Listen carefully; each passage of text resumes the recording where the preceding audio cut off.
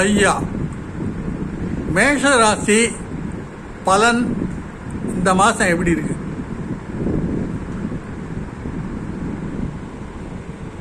மேஷராசிக்கு ஏற்கனவே சனி 11ஆம் இடத்திலும், குரு 2ஆம் இடத்திலையும், ராகு கேதுகள் 6, 12லையும் மிகச்சரியா உட்கார்ந்துருக்கு கிரக நிலைகள்.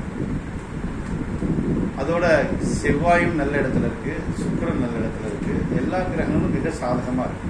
மேசராசி வெற்றி படியின் முதல் ஏணியில் ஏறிக்கொண்டிருக்கிறார்கள். அவர்களுக்கு எல்லாமே சாதகமா இருக்கும். தொழில் முனைவோருக்கு புது தொழில் அமையும். அந்த புது தொழில் மூலமாக அபரிதமான லாபம் ஏற்படும். போன ஜென்மகுரு தண்ணிலே ராமர் வனவாசம் போனார்னா மைக்ரேஷன் நடக்கும். ஸோ மேசராசிக்காரங்க ஒரு இடத்தை விட்டு இன்னொரு இடத்துக்கு புலம்பெயர்ந்து அதன் மூலமாக பெரும் வருவாயை அடைவாங்க. தனஸ்தானத்தில் இருக்க குரு பணத்தை ரொம்ப அற்புதமாக கொடுத்துக்கொண்டே இருக்கு. ராகுகேதுகள் 6, 12 இருக்கிற சத்துருக்களுடைய பலம் குறைஞ்சு, வியாதியோட பலம் குறைஞ்சு, வியாதி அற்றவர்களாக மேசராசிக்காரர்கள் திகழ்வார்கள். அவர்கள் இப்பொழுது தொட்டதெல்லாம் தொடங்கும்.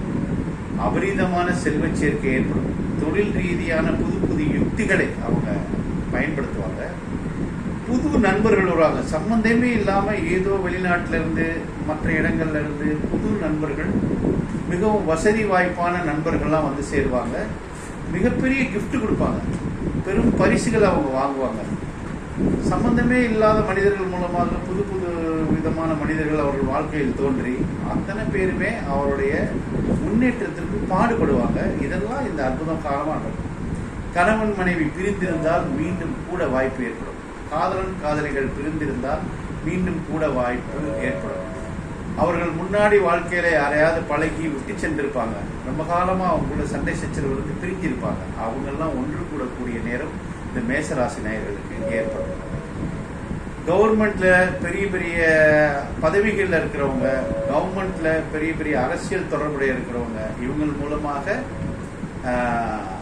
செல்வ செழிப்பு ஏற்படும். அவர்களோட தொடர்பு உங்களுக்கு பெரிய நன்மை அளிக்கும். மொத்தத்தில் மேசராசி அற்புதமான காலத்தை கடந்து கொண்டிருக்கிறது. மேசராசி நேயர்கள் வியாதியிலிருந்து விடுபட்டு மிகப்பெரிய செல்வந்தராகும் காலம் இருக்கு.